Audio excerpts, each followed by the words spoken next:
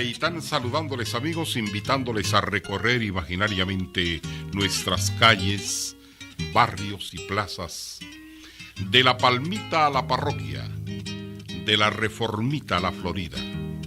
Historia, leyenda o fantasía, como me lo contaron te lo cuento porque todo cabe en lo posible.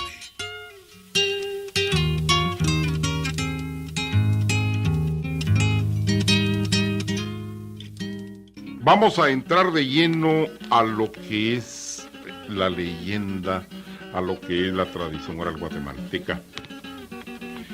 El sol generoso secaba unas tablas de madera en el patio de la carpintería San José. La cola se cosía en un bote viejo. La orilla de la banqueta era el escenario de todo aquello. Adentro, don Perucho y sus dos ayudantes laboraban muy afanosamente. Don Pedro del Águila, viejo carpintero del rumbo del Calvario, conocido cariñosamente como Perucho, trabajaba y comentaba con sus jóvenes ayudantes. En mis tiempos no pagaban porque le enseñaran a uno el oficio. Ahora los patojos están en la gloria, porque uno les paga para que aprendan, y ni así aprenden, solo se les va a estar jugando. Aprendan el oficio, esto les hará provecho, serán buenos obreros el día de mañana. El tiempo hay que aprovecharlo. Tonito era uno de los aprendices de don Perucho y el más vivaracho de los tres patojos que ahí estaban. Curioso hasta decir ya no. El patojo miraba todos los movimientos del maestro, miraba cuando en sus ratos de ocio emparejaba una tabla de la mejor madera, a la vez en sus ratos veía cómo pulía unos adornos que irían adheridos al trabajo que estaba haciendo. Don Perucho no soltaba prenda en torno al trabajo que solo él estaba realizando. Todos con duda, pero aún no le atinaban a la obra que realizaba el maestro. Con parsimonia, pero muy en serio, Perucho sentenciaba: patojos, haz todo a su debido tiempo.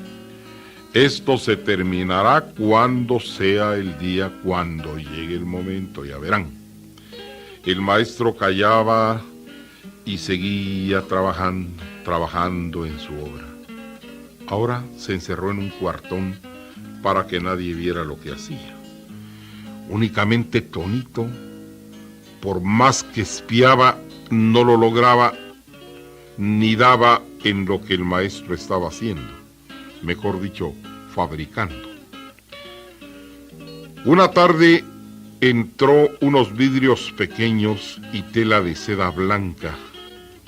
Menos el Tonito no alcanzaba a comprender qué se traía entre manos el famoso carpintero don Perucho, el hombre querido del barrio del Calvario. La verdad que el maestro Perucho se había dado a querer con el vecindario, incluso hasta con los patojos, a quienes les regalaba reglitas para sus trabajos manuales y barniz para sus capiruchos, de aquellos que se hacían antes de puro carrizo de madera, de aquellos capiruchos brillosos que más parecían obras de arte. Como Tonito era el más serio de los ayudantes, una tarde don Perucho le llamó la atención y le dijo: si algo me pasa, abrís la puerta de inmediato para evitarnos gastos y problemas con mi familia. Tonito escuchó perfectamente el mensaje y no chistó palabra. Los días pasaron y efectivamente una mañana el maestro Perucho no llegó al taller. Ya Tonito lo había abierto. De pronto uno de los hijos del carpintero llegó a darles la noticia aquella madrugada que don Perucho, el carpintero del barrio del Calvario, había muerto. De inmediato Tonito abrió el cuartón y se topó con un ataúd bien acabado. Aquella era la obra que el maestro, quizá presintiendo su muerte, la principió a elaborar y la finalizó justamente un día antes de partir al más allá.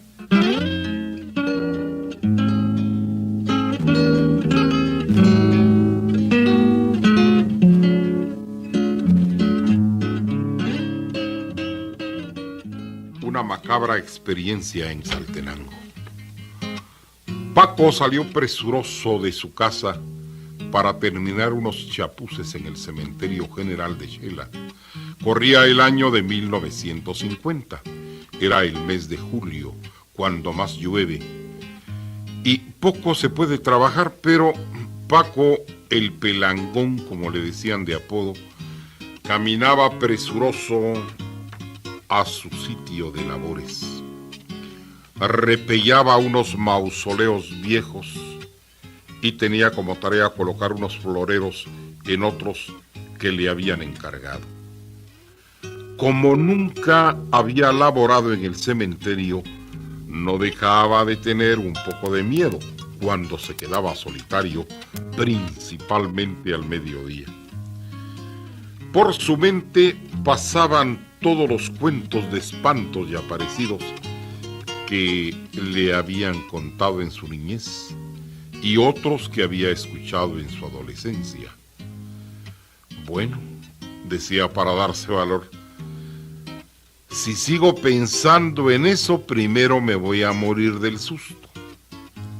Aquel mediodía, después de comer algo, dispuso descansar un rato, pero cuando sintió ya estaba dormido. Pudo escuchar claramente que alguien intentaba despertarlo. De inmediato se incorporó, pero no había nadie. Únicamente la quietud del cementerio con sus tumbas, mudos testigos de la historia de ese sitio sagrado. El sueño dominó a Paco y de nuevo principió a escuchar una voz que le decía: no es este mi lugar, sáquenme de aquí por favor. Aquella voz quejumbrosa puso en qué pensar a Paco.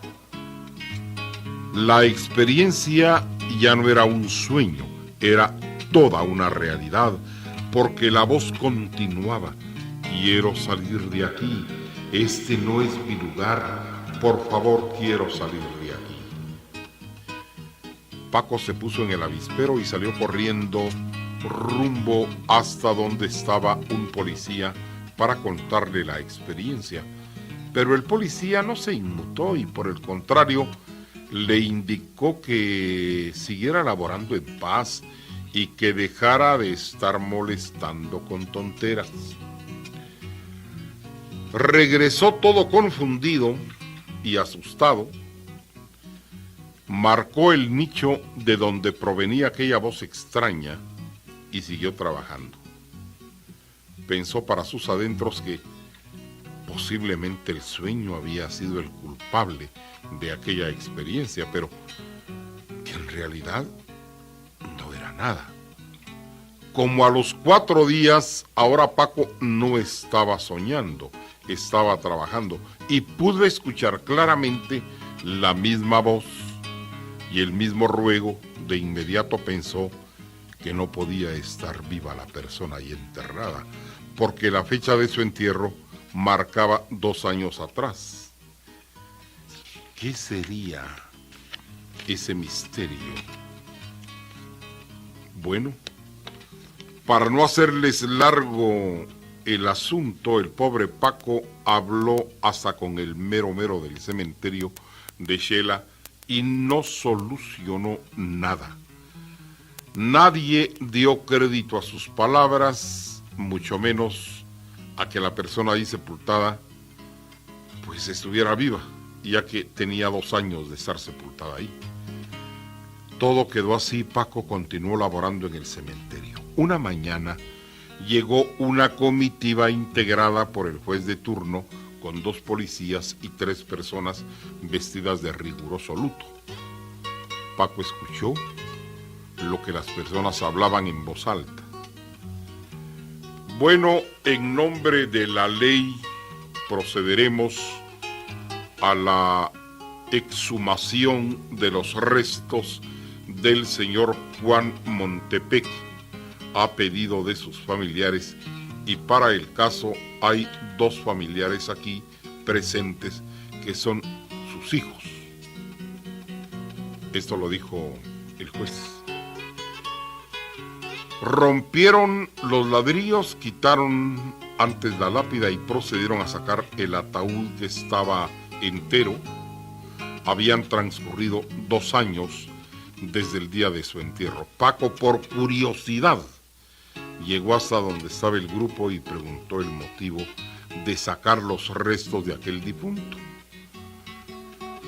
Fue una joven la que contestó: mi papá estaba sepultado equivocadamente. Cuando sufrieron el accidente se les desfiguró la cara y no era posible su reconocimiento, y por eso se le sepultó aquí con otro nombre, pero él tiene su mausoleo propio en Mazatenango y ahí lo enterraremos con todas las leyes. Fue hasta en ese momento en que Paco comprendió el llamado del muerto desde lo profundo de su sepultura. Había un señor, don Genaro, era guardabosque. Ustedes saben, la labor del guardabosque es andar en las montañas, viendo, analizando, en fin. Y él trabajaba con el Estado. De repente don Genaro dejó de llegar a su casa. Entonces, pero ya cuando vieron que no regresaba, ya la cosa seria. Y dicen, no, anda a ver qué le pasó a tu papá. Van a averiguar a la oficina de recursos forestales y nada, no, pues él dijo que salía. Mandan una patrulla a las montañas donde él estaba, nada. Jamás, de los jamases, don Genaro apareció. Pasaron aproximadamente unos 9 u 8 años y se olvidaron los patojos del caso. Los hijos de él se olvidaron por completo de eso. Pues se resignaron a la muerte de él. Ignoraban cómo había sido. Para no cansarles de que con el paso del tiempo doña Sarita empieza grave ya.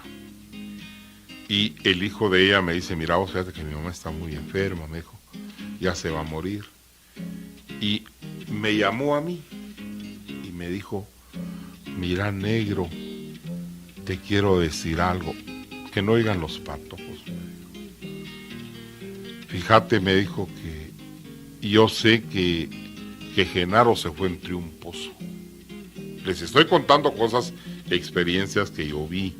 No me consta que él se fue ahí ni nada, no. Yo quisiera que hablaras con don Tomás, que era el mero jefe de ahí, de esa zona, de donde él trabajaba, pues en esa dependencia, y que vayan ahí a ese pozo. Pero ya doña Sarita ya se estaba muriendo, pues pobrecita. Yo llegué y le hablé al señor y me dijo, ahí no hay nada, ¿quién va a llegar? ¿Cómo se va a acercar aquel ahí si él era guardabosque y conocía bien la zona? Pues yo cumplo, le dije, en fin, le vamos a dar gusto a aquella, me dijo. No lo van a creer ustedes, van y uno de los mozos que quería mucho a don Genaro baja con lazos y ahí estaba el esqueleto de don Genaro, que soñó la esposa de él. Ya cuando le dijeron, sí, ahí traen los restos de don Genaro, hay que irlos a enterrar, todavía la viejita fue al entierro, acompañó los restos y todo.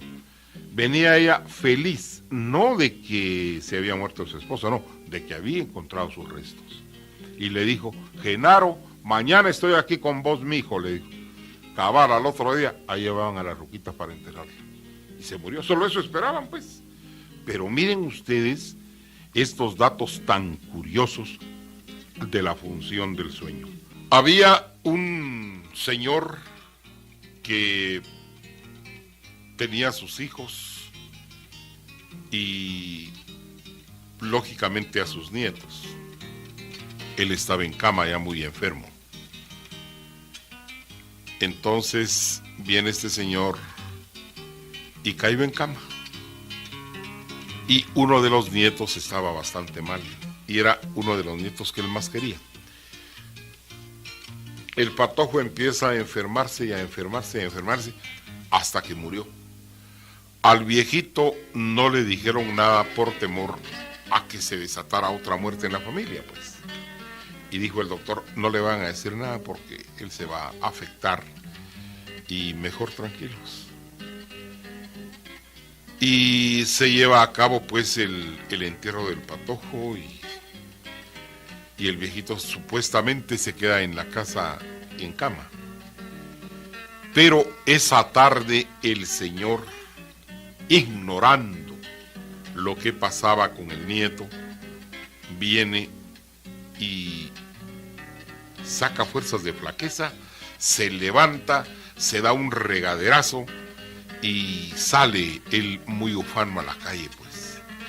Y dijo, yo no me voy a dejar vencer por la enfermedad, por el contrario, quiero salir a la calle.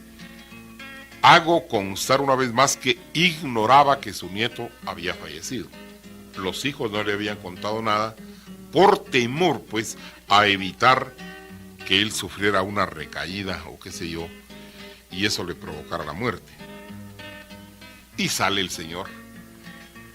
De repente encuentra al patojo en la calle, y esto se da en el cementerio de la ciudad de Guatemala, a inmediaciones del cementerio, ahí por la avenida del cementerio.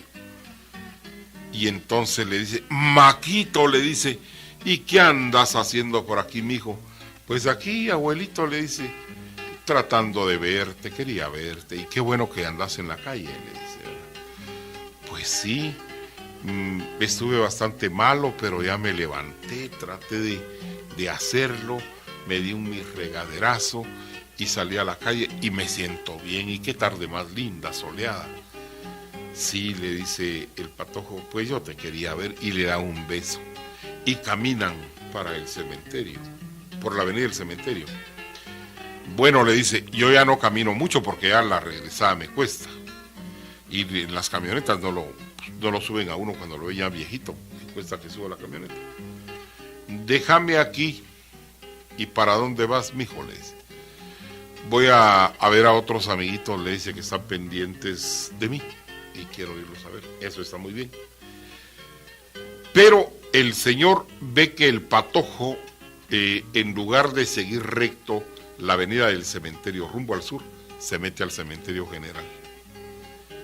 Se siente un tanto cansado, va a una refresquería cerquita de ahí, de esto ya hace muchos años. Esta refresquería y cantina se llamaba El Último Adiós. Y se queda ahí sentado en una mesita que daba a una ventana y se veía la puerta del cementerio. ¿Cuál va siendo el susto del anciano que mira salir a toda la gente que venía del sepelio, de algún sepelio, pero venían sus hijos de luto, la esposa del hijo, la abuela por parte de la esposa? Y dijo, ¿y qué pasó? Y él se levanta, y cuando los hijos lo ven le dicen, ¿pero qué estás haciendo aquí vos? Le dice, sí, estabas enfermo. Sí, pero me levanté, vine a dar una vuelta, me siento bien. ¿Y te comentaron algo? Le dice, no, nadie me ha dicho nada. Al que vi fue a Maquito, ahí nos despedimos. Por supuesto que al señor no le dijeron nada, pero Maquito era el que habían ido a enterrar. Y así pues se dan cosas tan asombrosas dentro de ese campo en los cementerios.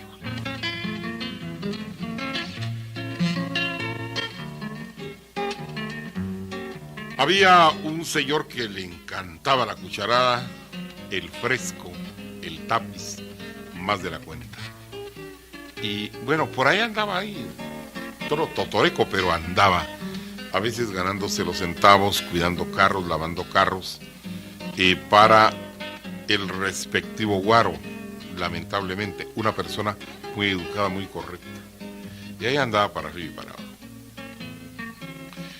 De repente, ahí por el mercado de flores del cementerio general, alguien le dice, ve, hazme una campaña. Anda, déjate esa corona, le dice, ¿verdad? Pero ya el entierro viene para el cementerio.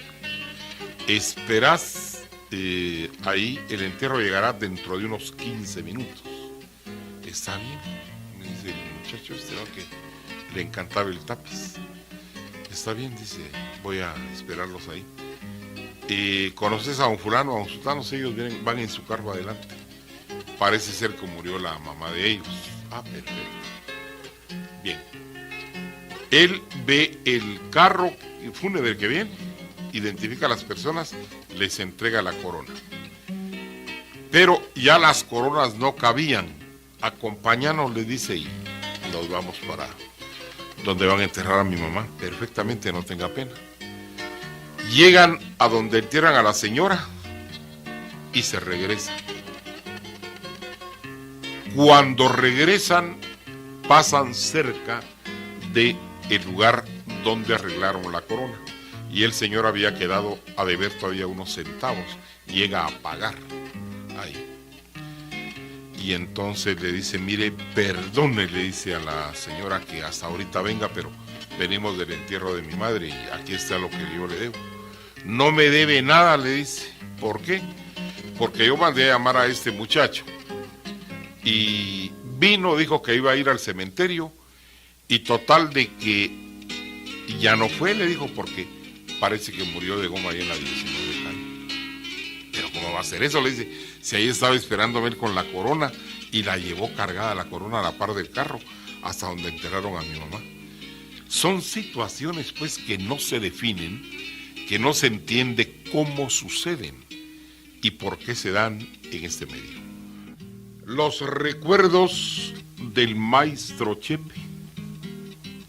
Arreglándose el sombrero con poses rebuscadas, el maestro Chepe contaba sus guapuras de los años lejanos de su juventud.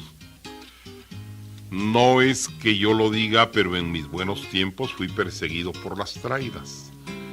Pero como todo pasa en la vida, hoy estoy viejo, feo, cholco y nadie me hace caso. Ah, pero antes había que ver. Ahora bien, en ocasiones por mañoso le sale cupón a uno. Quiero contarles algo que estoy recordando. En una ocasión yo trabajaba en el cementerio, recuerdo que construíamos un mausoleo de granito, de los primeros que se construyeron con ese estilo, de eso hace ya unos 50 años más o menos. Muy cerca de donde construíamos el mausoleo finalizaba un tramo de nichos. Este era un callejón que no tenía salida. Por las tardes siempre llegaba una señorita con un ramo de flores, rezaba un rato, depositaba las flores y se marchaba de regreso. Yo la miraba pasar y esperaba cuando se iba. Desde el andamio le localizaba perfectamente. Para cuando pasara cerca de mí la saludaba. Al principio nunca me respondió el saludo, pero conforme pasaron los días sonreía y después respondió al saludo. En una ocasión que había feriado me propuse esperarla y hablarle. Por supuesto que iba con ropa apropiada, limpia y bueno, bien presentable. No esperé mucho. La abordé, platicamos, esperé que depositara las flores y rezara. Cuando regresó continuamos platicando y emprendimos el regreso rumbo a la puerta del cementerio general.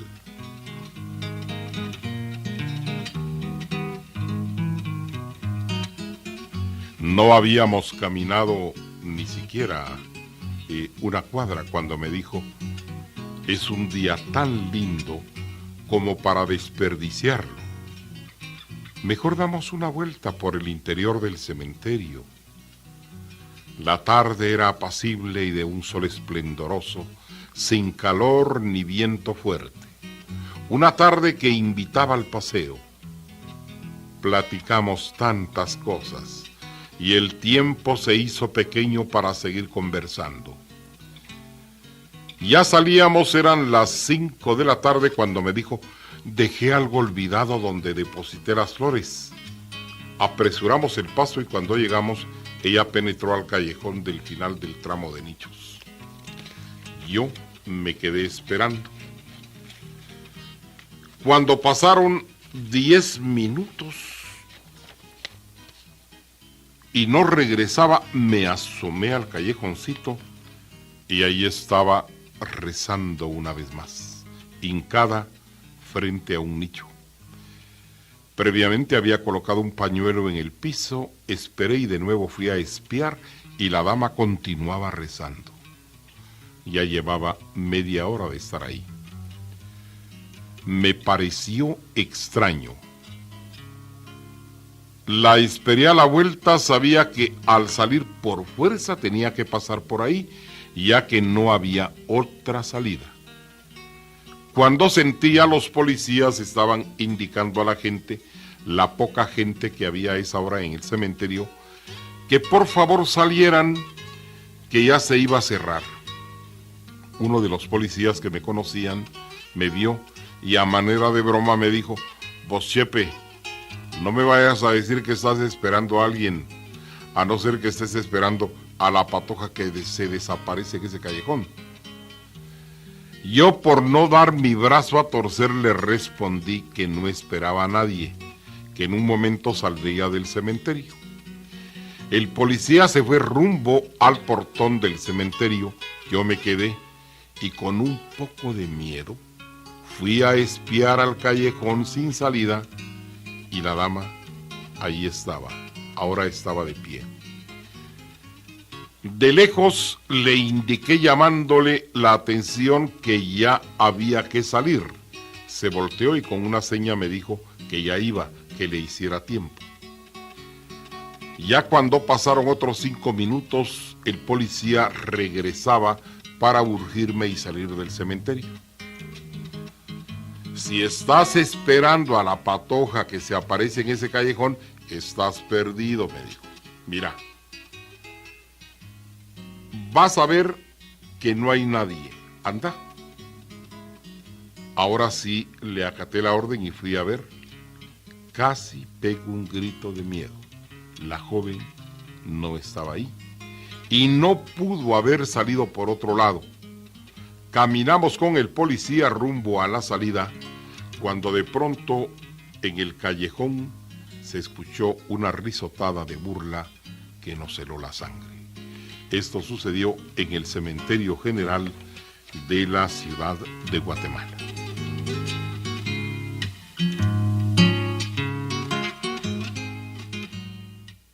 Bien, don Pepe Grillo, el afilador. Don Pepe era afilador, se anunciaba con su pito característico que se escuchaba a 2 cuadras de distancia. Pepe Grillo era muy solicitado por los vecinos del tranquilo barrio de San Sebastián. Los abuelos decían que sin el silbato del afilador, el callejón de Soledad no era el mismo, menos el tanque donde las lavanderas se contaban sus problemas. La rueda de esmeril era movida por pedales que manipulaban las cortas y delgadas piernas de Pepe Grillo. Ahí le llegaban las hachuelas, los cuchillos, las cuchillas, en fin, todo instrumento punzocortante que quedaba como nuevo.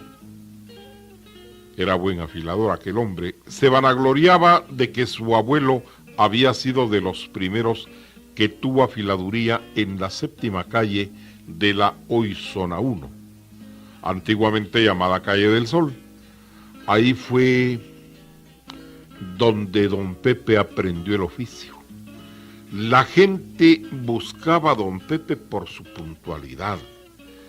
Cada semana pasaba por el viejo barrio de San Sebastián, por donde, según la tradición oral, se originan los relatos de La Llorona en una época que ya es historia.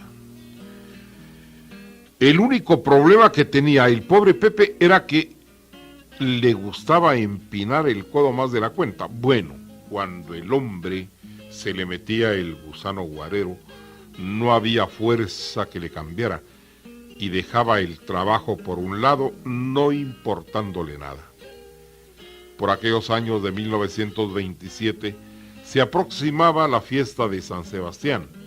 Era algo único. Las ventas de comida proliferaban en el parquecito Plazuela de San Sebastián, donde eran tendidas las viandas en petates y ahí se sentaba en el suelo la gente para comer con su familia todo lo que servían, como tepeanes, chiles rellenos, maletas de frijoles volteados y en fin. Por ese tiempo la comida chatarra no existía. Bueno, el caso era que Pepe Grillo era requerido para tener los cuchillos, las hachuelas listas para esos días, pero lamentablemente don Pepe Grillo, como se dice en buen chapín, había roto la fuerza. Buscaron a Pepe por todos lados, pero el hombre no apareció. Más o menos como a las 5 de la tarde, el hombre se fue apareciendo muy tranquilo y como si nada. Principió su labor y no terminó como hasta las 9 de la noche. Bueno, señoras, dijo en voz alta, ahora ya puedo descansar tranquilo, porque no les fallé. Todos vieron que Pepe se marchó caminando rumbo al barrio de la Recolección. Todavía en la esquina de la Quinta Avenida y Tercera Calle saludó a todos con la mano derecha. No habían pasado ni siquiera 5 minutos cuando uno de los policías del sector llegó con la noticia trágica. Pepe Grillo había muerto. ¿Pero cómo? Si todos le vieron partir y les afiló sus cuchillos. El policía fue cortante al decir que se había puesto una buena papalina desde la mañana y que había muerto en la vía pública, precisamente en la plazuela de la Recolección, y que él personalmente con el juez de turno habían levantado el cadáver. Lo había levantado el juez de turno a las 4 de la tarde. Todos se vieron las caras. Aquello era imposible, pero en realidad fue una historia que se comenta todavía con los viejos vecinos de la Recolección y San Sebastián. Así fue la muerte rara de Pepe Grillo.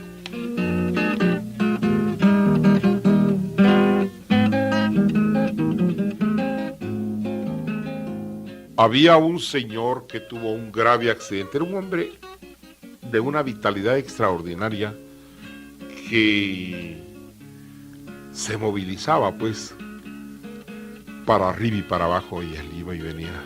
Don Salvador. Don Salvador era como empleado de mucha confianza de una empresa bastante fuerte. Y el trabajo de él consistía en hacer conexiones comerciales a diferentes partes. En aquellos años, él se conducía en una su moto Miele. Tal vez recuerda a Roberto de las motos Miele, que le apachaban para parar un puentecito hacia y hacía una palanquita. Estas motos eran alemanas, me parece. Bueno, pues total de que en su moto Miele iba una motilla así toda delgadita, iba don Salvador. Él tuvo problemas serios, bastante serios con la empresa donde trabajaba, pero sin embargo seguía trabajando. Era un hombre muy cortés, muy educado. Y de repente pues tuvo un accidente, me parece que lo atropella un carro allá por la Guardia de Honor, y quedó destrozado el señor, ya en estado de coma. Dijeron, si se queda así, queda en estado vegetal, es mejor que muera, dijeron los médicos. Y la esposa pues pidiéndole a Dios y todo que lo recogiera, porque ¿qué iban a hacer así? Pues él iba a sufrir más, iban a tener problemas. Y el hombre solo veía, abría los ojos y miraba a todos sin poder hablar, cuando pudo hacerlo. Eso fue como a los 8 días después del accidente, y todos sintieron un hálito de esperanza al ver que abrió los ojos y miraba a todos, pero solo los miraba como queriéndoles decir algo, pero no podía hablar, ni siquiera mover un dedo. Esa tarde volvió a caer en estado de coma, cerró los ojos y el doctor vino y les dijo, por favor, preparan todo. Pero la esposa y los hijos de don Salvador no quisieron hacer el escándalo de que esté enfermo, que vengan a verlo, nada. Y entonces nadie sabía realmente qué le había pasado. Y no dejaban entrar gente a verlo por el estado de gravedad que él tenía. Bueno, pues, total de que el hijo mayor, Arturo, fue el que se da cuenta de la primera reacción de carácter sobrenatural. Pasa por unas oficinas que visitaba su papá en la 11 Avenida de la Zona 1 y llaman a Arturo y le dice, vea, fíjese que acaba de estar aquí su papá, le dijeron, y quedamos de juntarnos a las 3 de la tarde. Mejor dígale que me llame y vamos a reunirnos otro día, porque no voy a poder. El muchacho se quedó de una pieza y dijo, o este señor está bolo, o está bromeando, o le llevo el rumbo, no sé qué hacer. Entonces viene Arturo y le dice, mire, le dijo, mi padre está enfermo, le dijo, no pudo haber estado aquí con usted. ¿Cómo que no? Le dijo, aquí estuvimos. Te voy a mostrar algo que pasa adelante. Aquí hicimos unos cálculos de ventas, aquí está la letra de él, y efectivamente estaba la letra de él. Y en la agenda él puso el horario a qué horas iba a llegar don Salvador. Bueno, si usted así lo dice, pues que sea así, le dijo, pero mi padre está en estado de coma y ya tiene 8 días de estar ahí. Siguió. La otra hija también igual le sucede, le hablan de que vieron a su papá en un restaurante y que fue a saludar a unos amigos. La hermana de él también le cuentan aspectos similares. Finalmente, don Salvador falleció a los 2 días. Y, naturalmente, se fue a la tumba pues con ese secreto de el representarse, dramatizarse lejos del sitio donde estaba.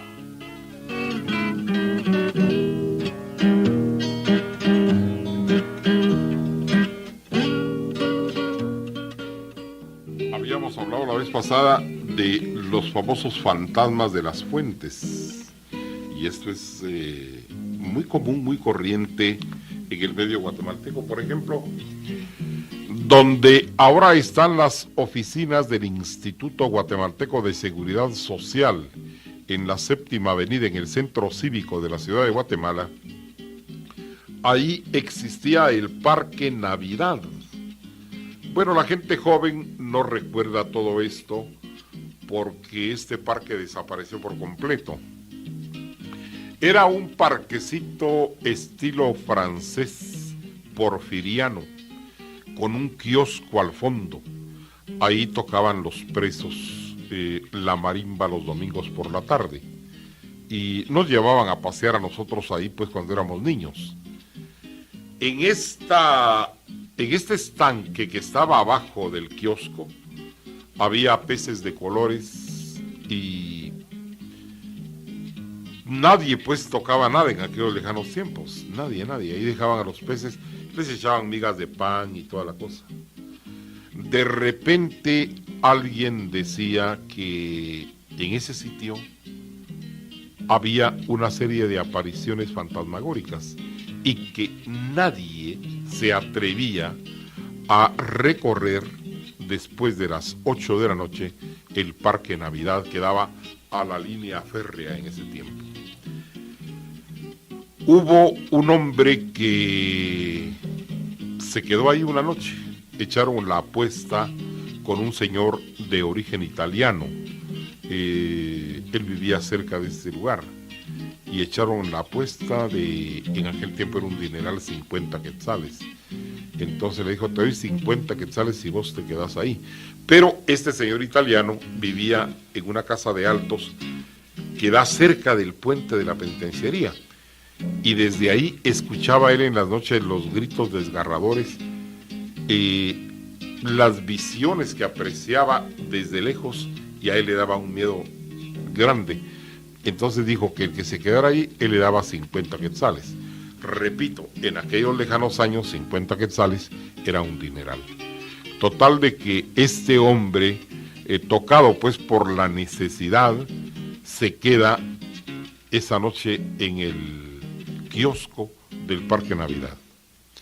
Al otro día fueron a ver y estaba muerto. Hicieron la autopsia y únicamente le registraron un paro cardíaco, pero la mueca de terror que se le reflejó en la cara, nunca los médicos supieron decir a qué se debía.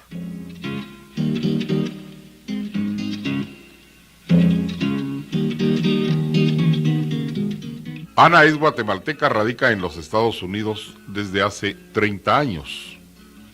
Ella está casada con un norteamericano. Este norteamericano laboraba, el esposo de ella, para una empresa grande en los Estados Unidos, y su jefe pues era un multimillonario, pero le tenía determinado afecto al esposo de Ana. Una tarde Ana estaba leyendo, ella es muy adicta a la lectura, y leía unos libros de carácter esotérico.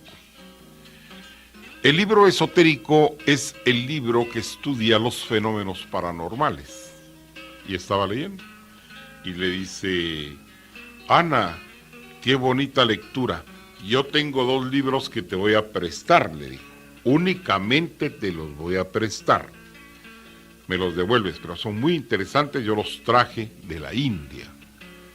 Ah, está bien, le dijo. Mr. Smith era el nombre de este señor multimillonario. Le llevó los libros y empezó Ana a revisarlos, a leerlos, donde se hablaba de la comunicación con los muertos. Cómo se hacía realmente una sesión espírita, que era un medium, cómo se manejaba un medium o una medium, y en fin, total de que viene y ella estaba embelesada con los libros. De repente Mr. Smith ya no llegó a la casa y ella le preguntó a su esposo por el gringo y le dijo, pues fíjate, le dijo que a él lo cambiaron de área. Es decir, no lo cambiaron, él era el dueño de la empresa. Él se fue, le dijo, a otra área donde el clima es más benigno porque está sufriendo quebrantos de salud. Por supuesto que ella dijo, esta gente multimillonaria con un catarrito ya hasta se van a un hospital. Al poco tiempo ella siguió leyendo los libros, terminó de leerlos, pero el otro libro era el libro de consulta para todos estos aspectos que uno pueda leer y entender. Y le dijo a su esposo, qué interesantes los libros, le dijo. Lástima que se los tengo que devolver a Mr. Smith, pero les podés sacar copia, le dijo, por lo menos al que más te interese. Eran 3 libros. Viene y ella le dijo, ve, ya leí los libros. Ana es una mujer bastante seria y formal. Yo quiero devolverle los libros al señor Smith porque me suplicó que se los devolviera. Está bien, le dijo, no te preocupes. En la primera ocasión yo los mando, hay que empacarlos. Y los empacaron. Esa mañana que regresa el esposo le dice, Ana, Mr. Smith murió esta madrugada. O sea, ella iba minado con una enfermedad bastante grave, pues, y no se le notaba al hombre. Ana dejó los libros ahí empacados y dijo, pues, de repente a la esposa o tal, pero nada de eso porque este señor Smith era soltero, se había divorciado 3 veces. Y aquellos hombres que ya se quedan solitarios, disfrutando su libertad, pues, ¿verdad? Entonces se quedó en su apartamento y llegaron los hijos y lo enterraron con la frialdad característica del anglosajón. Y bueno, ¿a quién le devolvía los libros? A nadie. Una tarde el esposo de ella se va al béisbol. A Ana no le gusta el béisbol y se quedó sola. Era una tarde de verano en los Estados Unidos, aquel calorazo que ustedes ya saben. Entonces dijo, voy a leer el libro, tengo duda de una palabra. Y empezó a leer, desempacó los libros y empezó a leer el libro.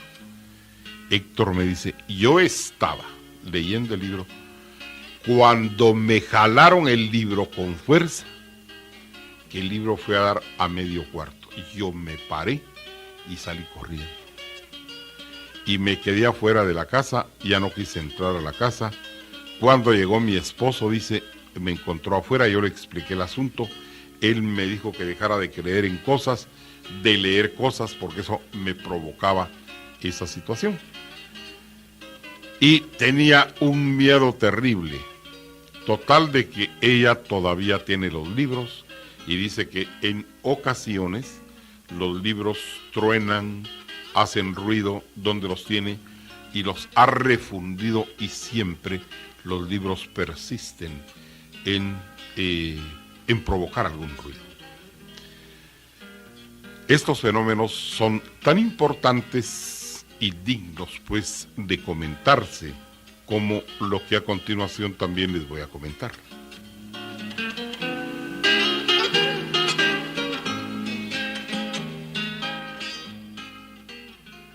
Llegaba un señor a la Catedral Metropolitana de Quetzaltenango todas las mañanas, depositaba las flores, rezaba y se iba.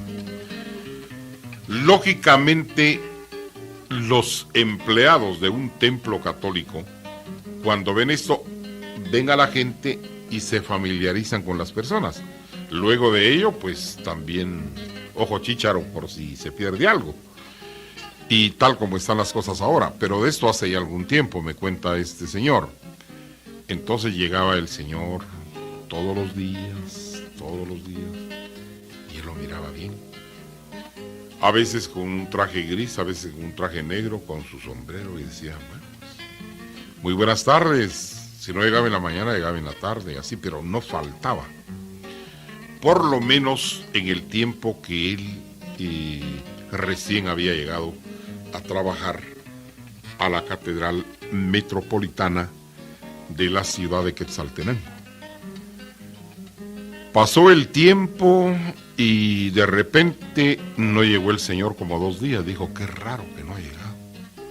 A los 2 días lo vio otra vez que iba entrando, o que iba atravesando el Parque Centroamérica para atravesar la calle y pasar al otro lado donde está la catedral.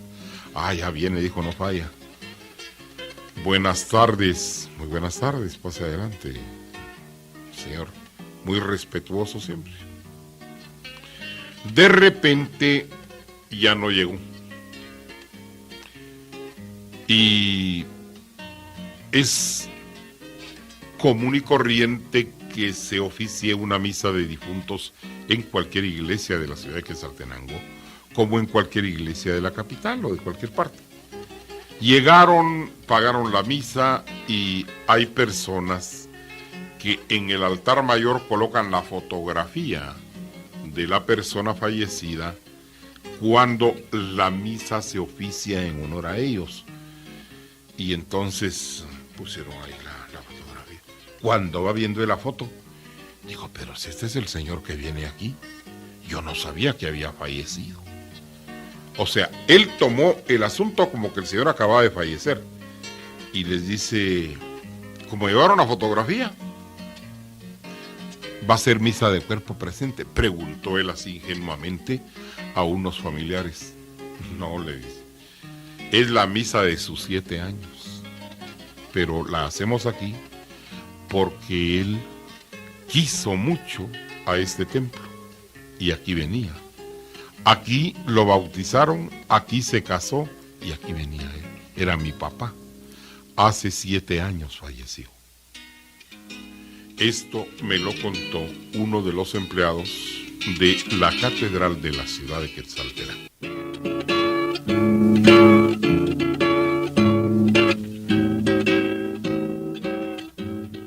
Mi regateo en el mercado de flores, adjunto al cementerio general de la ciudad de Guatemala, era domingo, y la gente acudía a la necrópolis en grupos para visitar la tumba de los seres queridos.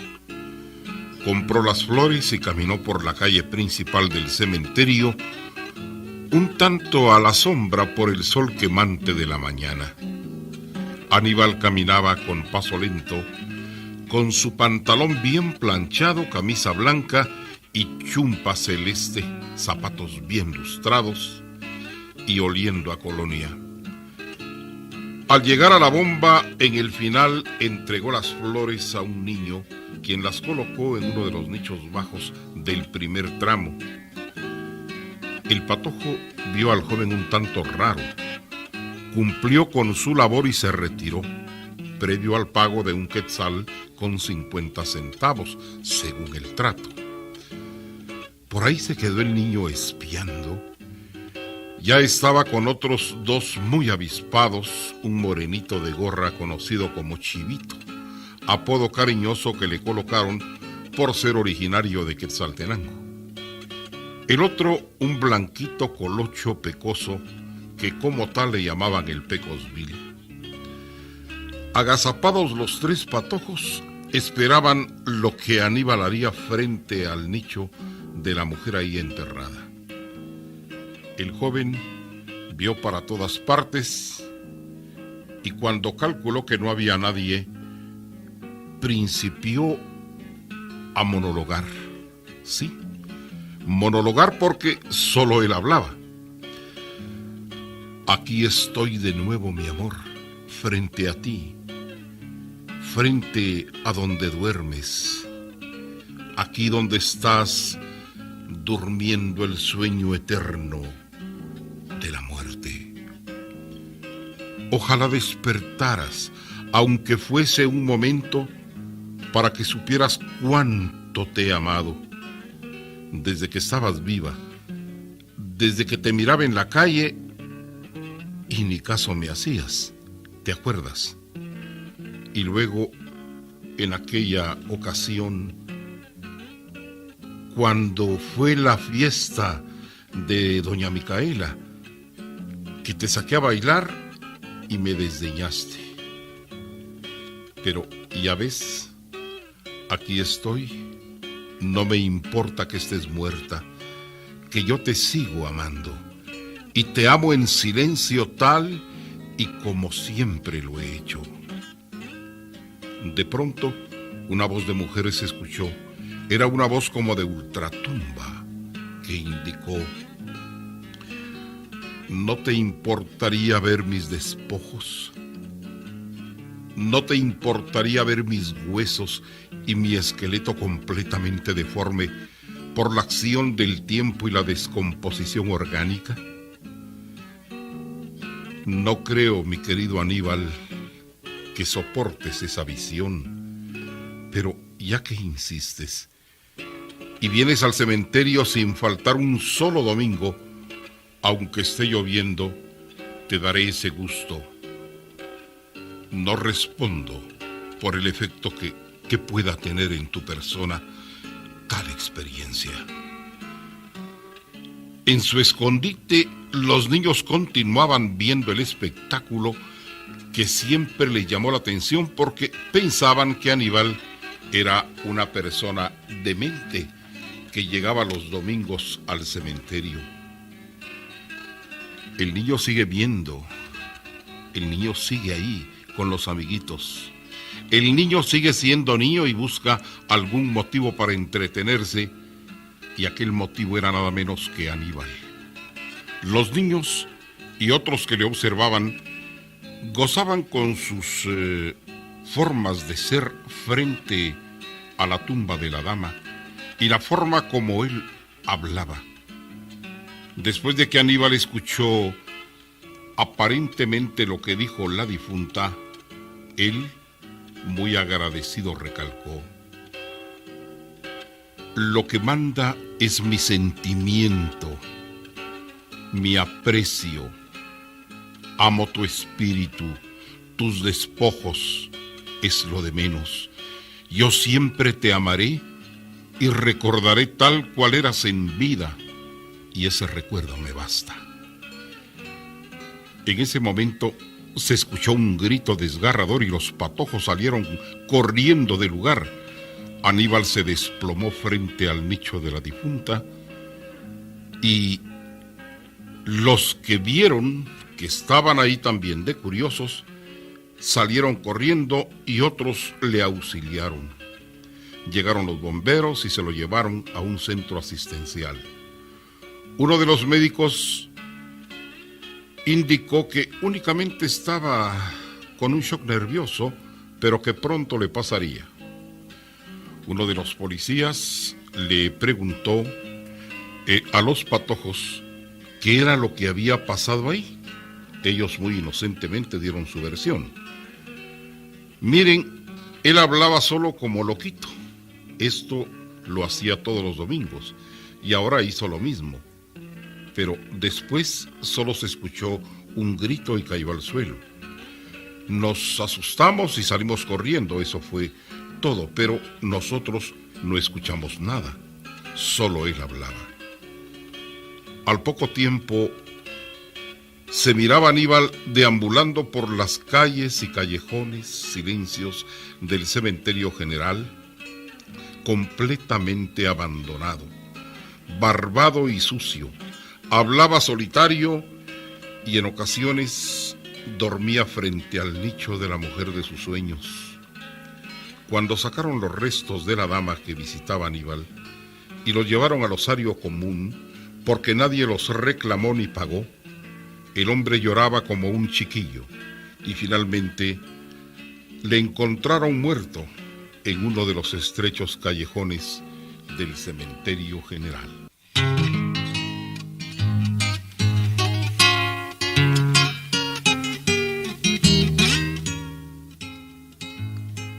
La calle donde tú vives.